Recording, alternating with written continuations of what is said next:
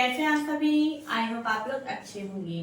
जैसा कि आप सभी को पता है कि शिक्षिता साइंस पॉइंट आप सभी के लिए क्लासेस 6, 7, 8 की साइंस की वीडियोस लेकर आता है और मैं आपकी शिक्षिता मैम आप सभी के लिए बहुत इजी वे में नोट्स के साथ में आपको चैप्टर्स पढ़ाती हूँ, है ना। अगर आप पहली बार इस चैनल को देख रहे हैं तो प्लीज आप सब्सक्राइब जरूर कीजिए, तभी आने वाले नोटिफिकेशन आपको मिल पाएंगे, ठीक है। और अगर आपने पहले कुछ और दूसरे चैप्टर्स आपको समझने हैं तो आप प्लेलिस्ट में जाइए, वहां पे आपको एक एक चैप्टर का एक एक पार्ट वाइज वीडियो मिल जाएगा, ठीक है।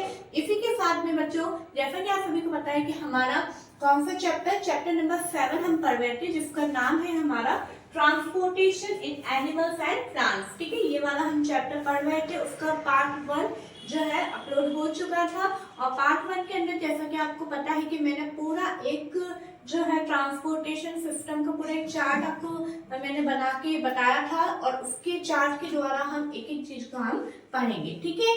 तो आपको थोड़ा सा रिकॉल कीजिए, अगर आपने अभी तक कोई चार्ट नहीं बनाया है तो प्लीज आप पहले उस पार्ट 1 को देखिए, उसके बाद आपको पता चलेगा कि ट्रांसपोर्टेशन क्या होता है, ट्रांसपोर्टेशन सिस्टम कितने टाइप्स का होता है, एनिमल्स में कैसे होता है, प्लांट्स में कैसे होता है, वो पूरा चार्ट में पूरा एक तरह से पूरे चैप्टर के समरी उस चार्ट में है। तो प्लीज आप पहले उस चार्ट को बनाइए, उसके बाद में आपने अभी तक अपनी कॉपी पेन लेके तो बैठे ही होंगे और जब आपने वीडियो ऑन कर लिया है तो प्लीज आप वीडियोस को अभी इस समय तुरंत अपने फ्रेंड्स को शेयर कर दीजिए कि हमारा चैप्टर नंबर 7 का पार्ट 2 आ गया है, ठीक है। तो आज हम स्टार्ट करेंगे हमारा ब्लड, ओके। ब्लड क्या होता है सब अच्छे से जानते हैं, ब्लड को हिंदी में रक्त कहते हैं, रुधिर भी कहते हैं, है ना। और ब्लड जो है, कई बच्चे जो ब्लड अगर उनके ब्लड हल्का सा भी बाहर आ जाता है तो ऐसे देख के डर जाते हैं, डरना नहीं है, ब्लड तो हमारे पूरे बॉडी के अंदर ही है। तो लेकिन साइंस के लैंग्वेज में ब्लड क्या होता है वो हम देखेंगे। It is the fluid which flows in blood vessel. ये क्या है? एक फ्लूइड है। अब आप बोलेंगे मैम फ्लूइड क्या होता है, तो देखिए हमारे जितने भी सब्सटेंसेस होते हैं वो कुछ स्टेट में पाए जाते हैं, जैसे कि सॉलिड हो गया, लिक्विड हो गया और गैस हो गया, है ना। तो सॉलिड के अलावा जो सब्सटेंस लिक्विड और गैस होते हैं उनको एक टर्म दे दी जाती है, उसको हम क्या बोलते हैं? फ्लूइड, ठीक है। तो ब्लड जो होता है वो लिक्विड फॉर्म में होता है और काय में फ्लो होता है? ब्लड वेसल्स, यानी कुछ ट्यूब्स होती है हमारे बॉडी के अंदर, कुछ नलियां होती हैं जिनके अंदर ब्लड फ्लो होता है, जिन्हें हम क्या बोलते हैं? ब्लड वेसल्स बोलते हैं, ठीक है। नेक्स्ट टॉपिक है फंक्शन ऑफ ब्लड, यानी ब्लड के काम क्या है, क्यों जरूरी है ब्लड हमारी बॉडी में, क्या करता है वो, क्यों पूरा ऊपर से लेके नीचे तक फ्लो हो रहा है। तो भाई ये ब्लड हमारा बहुत सारा काम करता है, वो देखते हैं क्या। फर्स्ट पॉइंट है it transports digested food from the small intestine to the other parts of the body. ये हमारी जो स्मॉल इंटेस्टाइन होती है, अभी स्मॉल इंटेस्टाइन क्या आपने डाइजेस्टिव सिस्टम में पढ़ लिया है, ठीक है।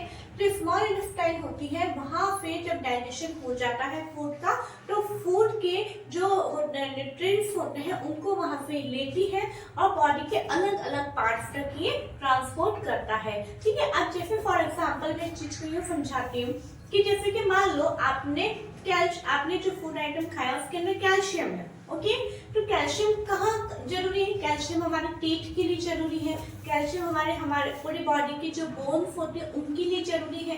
तो अब हमने खाना तो यहाँ पे खाया हमने, स्टमक में आया, फिर स्मॉल इंटेस्टाइन में आ गया, अब यहाँ से कैल्शियम जो है वो हमारे टीथ तक कैसे आएगा, हमारी पूरी बॉडी के बोन्स तक कैसे पहुंचेगा। तो उस कैल्शियम को और जितने भी और अदर न्यूट्रिएंट्स होते हैं, जैसे हमारे बहुत सारे विटामिन्स हैं, प्रोटीन्स हैं, कार्बोहाइड्रेट्स हैं, फैट्स हैं, उनका जहाँ पे जिस बॉडी ऑर्गन को जरूरत होती है वहां पे ये ब्लड ही उसको ट्रांसपोर्ट करता है, ठीक है। अब देखिए नेक्स्ट फंक्शन क्या है, it carries oxygen from the lungs to the cells of the body. आपको पता है कि हमारा जो पूरा शरीर है, पूरा जो बॉडी है वो किससे मिलके बना है? सेल से मिलके बना है, ठीक है। हमारे शरीर में मिलियंस जो है सेल्स है और वो जो एक सेल जो है वो कैसे जीवित रह पाएगी, कैसे काम करेगी, जब उसको ऑक्सीजन मिलेगा। अब उसको ऑक्सीजन कैसे मिलेगा?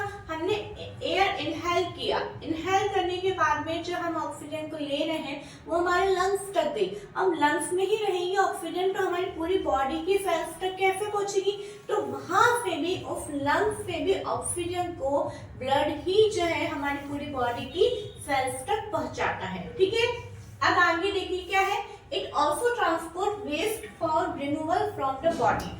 अब देखिए हमारी जब सेल तक ऑक्सीजन पहुंच रही है तो वहां पे कार्बन डाइऑक्साइड रिमूव हो रही है, तो पूरी बॉडी से कार्बन डाइऑक्साइड को भी लेके कौन लंग्स तक आएगा, लंग्स से फिर हमारे विंड पाइप से फिर हमारे नॉस्ट्रिल से हम बाहर निकालते हैं। तो वो कार्बन डाइऑक्साइड को कौन लेकर आता है, वो लेकर आता है हमारा ब्लड।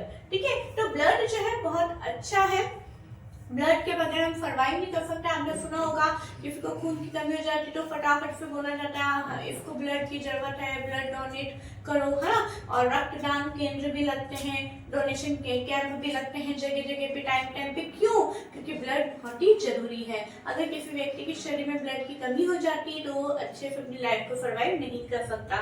इसलिए बच्चों यहाँ पे मैं कहना चाहूंगी एक बात रुक के कि आप भी जो है अच्छे से ग्रीन वेजिटेबल्स खाइए, अच्छे से फ्रूट्स खाइए, जितने सीजनेबल फ्रूट्स होते हैं वो खाइए। ठीक है, सारी चीजें आप खाइए क्योंकि सारी चीजें आपको फायदा करेगी, है ना। जिनके अंदर आयरन की कमी होती है, हीमोग्लोबिन की कमी होती है, तो उसके लिए आप चुकंदर वगैरह खा सकते हैं, है ना। बहुत सारी चीजें ऐसी हैं जो आपको आयरन क्या कहते हैं, स्पिनच है वो आप लीजिए, वो बहुत ही अच्छा सोर्स है आयरन के लिए। तो ये सारी चीजें आप लोग को अपनी डाइट में लेना चाहिए। ठीक है, इसी के साथ में हम आगे और पढ़ते हैं, वो है हमारा कंपोजिशन ऑफ ब्लड। क्या है कंपोजिशन ऑफ ब्लड, वो देखिए कि मतलब ब्लड किससे मिलके बना है। Okay, blood is composed of a fluid called plasma. अब देखिए मैंने कहा कि ब्लड एक फ्लूइड है ना, ब्लड क्या है, फ्लूइड है। अब देखिए जैसे कि फॉर एग्जांपल यहाँ बता देती हूँ मैं, जैसे कि मान लो ये एक लिक्विड है, क्या है कि लिक्विड है। अब इस लिक्विड को हम क्या बोलेंगे, इस लिक्विड को हम क्या बोलेंगे, इस लिक्विड को हम बोलते हैं प्लाज्मा। क्या बोलते हैं, प्लाज्मा। अब इस प्लाज्मा के अंदर 3 टाइप्स के सेल्स प्रेजेंट होती हैं। क्या, जब कभी आप देखते हैं, कभी अगर आपकी थोड़ा सा भी ब्लड निकल जाए, कहीं लग जाए, थोड़ा सा ब्लड निकल जाए, तो ब्लड का फिर फैला के देखना, फैला के देखोगे ना तो आपको थोड़ा सा ऐसा हल्का हल्का सा येलोइश सा पार्ट नजर आएगा और उसके अंदर आपको रेड कलर के कुछ ऐसे डॉट्स नजर आएंगे। ठीक है, क्या नजर आएंगे, रेड कलर के कुछ ऐसे डॉट्स नजर आएंगे। अभी रेड कलर के डॉट्स क्या है, वो है हमारा आरबीसी। ठीक है, आरबीसी। अब देखिए जैसे कि मैंने बताया कि जो फ्लूइड होता है जिसको अपन प्लाज्मा बोलते हैं, इसके अंदर क्या पाई जाती है, 3 टाइप्स की सेल्स पाई जाती हैं। कौन कौन सी, आरबीसी, डब्ल्यूबीसी एंड प्लेटलेट्स। ये मैंने चार्ट में भी लिखा था। ठीक है, अब आरबीसी के बारे में हम देखते हैं। आरबीसी की सबसे पहले मैंने देखो ब्रैकेट में लिखा है कि फुल फॉर्म, ये भी पूछी जा सकती है कि what is the full form of RBC. तो आरबीसी की फुल फॉर्म है रेड ब्लड सेल्स। ठीक है, ओके। अब देखिए ये क्या होता है, which contain a red pigment called haemoglobin. जो आरबीसी है इनके अंदर एक पिगमेंट प्रेजेंट होता है, उसको अपन बोलते हैं हीमोग्लोबिन। ठीक है, the presence of haemoglobin makes blood appear red. Blood का कलर रेड क्यों होता है, ये लाल रंग का क्यों होता है, क्योंकि इसके अंदर हीमोग्लोबिन प्रेजेंट होता है। अब हीमोग्लोबिन प्रेजेंट होने से रेड क्यों हुआ, क्योंकि जो हीमोग्लोबिन पिगमेंट है वो रेड कलर का है। जैसा आप ये समझ सकते हो कि जैसे अगर आपने कभी पानी के अंदर जो नील वगैरह होती है, उजाला नील वगैरह होती है, अगर आप वो डाल देते हो तो आपके पानी का कलर कैसा हो जाता है, ब्लू कलर का हो जाता है ना।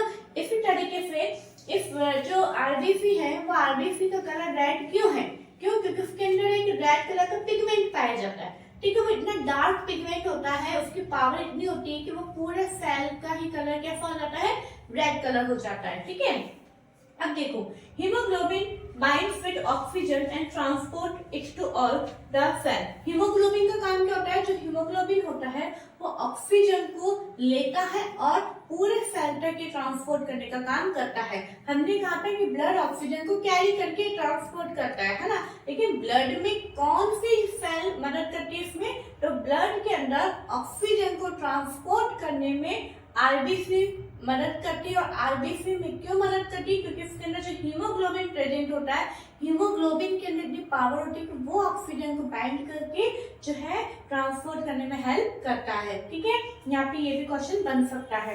नेक्स्ट क्वेश्चन पॉइंट है, without haemoglobin it will be difficult to provide oxygen to all the cells. अगर हीमोग्लोबिन प्रेजेंट नहीं होगा तो ब्लड के लिए बहुत ही मुश्किल हो जाएगा कि वो ऑक्सीजन को ट्रांसपोर्ट कर सके और पूरी बॉडी तक पहुंचा सके। ठीक है, नेक्स्ट हमारी सेल आती है डब्ल्यूबीसी, जिसकी फुल फॉर्म है व्हाइट ब्लड सेल। ओके, अब एंटर आवर बॉडी। ये भी बहुत इंपॉर्टेंट है WBCD, जो एक तरफ लड़ने का काम करती है। जो भी हमारी बॉडी में कोई है ना बैक्टीरिया, कोई भी है ना ऐसा जर्म्स जो हमारी बॉडी के लिए अच्छा नहीं है, वो अगर हमारी बॉडी में एंटर कर रहा होता है तो ये WBC क्या करती है, उससे लड़ती है। ठीक है, इनका इतना ही काम है। एज ये फोल्डर के रूप में हमारे काम आती है। ठीक है, तो कभी कभी पूछा जा सकता है कि ऐसे कौन सी सेल है जो फोल्डर के रूप में जानी जाती है, तो हमारी WBC उसका आंसर होगा। नेक्स्ट आता है हमारा प्लेटलेट्स। ये क्या होते हैं? प्लेटलेट्स आर स्मॉल, ये छोटे होते हैं। ये जो चीज मैंने यहाँ पे लिखी है आपके बुक में नहीं है, लेकिन आपको पता होनी चाहिए कि प्लेटलेट्स क्यों आती है, तो मैंने यहाँ पे थोड़ा सा लिखा है। Platelets are small colourless cell in blood that help stop bleeding and form clot. ये इसका बहुत इंपॉर्टेंट रोल होता है प्लेटलेट्स का। मैं आपको बताऊं, वैसे तो तीनों का ही होता है, लेकिन इसका सबसे ज्यादा होता है। क्यों? क्योंकि जो प्लेटलेट्स होती है, सबसे पहली बात, ये छोटे होते हैं, कलरलेस होते हैं, और ये इसका क्या काम होता है कि जब कहीं पे भी कट लग जाता है, आप देखते हैं जैसा अगर मान लो यहाँ पे मेरे कट लग गया और ना यहाँ पे खून निकल रहा है, ब्लीडिंग हो रही है, तो थोड़ी देर में हम देखते हैं कि वहां पे एक लेयर सी बन जाती है और वहां पे जो है वो खून बहना बंद हो जाता है। तो यहाँ पे क्या करती है, cell in blood that help stop bleeding and form clot, एक क्लॉट बना लेती है यहाँ पे। ठीक है, अब देखिए, when a blood vessel is damage, जब हमारी कोई ब्लड वेसल्स जो है वो डैमेज हो जाती है, डैमेज मतलब कोई एक जैसे कट लग गया, अब खून क्यों निकलता है, ब्लीडिंग होने के स्टार्ट करती, कोई ना कोई ब्लड वेसल में कट लग जाता है, तभी वहां पे जैसे हमारे कोई पाइप जा रहा होता है पानी का, अगर उसमें कट लग जाता है तो वहां से पानी लीक होने लग जाता है। इसी तरह अगर ब्लड वेसल में कहीं कट लग जाएगा तो वहां से वो ब्लड लीक होना स्टार्ट हो जाता है। तो जब ब्लड वेसल कहीं भी डैमेज होती है तो platelets travel to the site of the injury. तो जो प्लेटलेट्स होती है वो सीधा वहां पे इंजरी साइट पे जाती है, जहाँ पे डैमेज हो गई वहां पहुंचती है, and form a clot to stop bleeding, और वहां पे वो क्लॉटिंग बना देती है ताकि ब्लीडिंग स्टॉप हो जाए। ठीक है बच्चों, तो आज का हमारे इस वीडियो के अंदर ब्लड का हमने पूरा टॉपिक यहाँ पे कंप्लीट किया है। नेक्स्ट टॉपिक हमारा ब्लड वेसल्स, हम बहुत जल्दी पढ़ेंगे, है ना।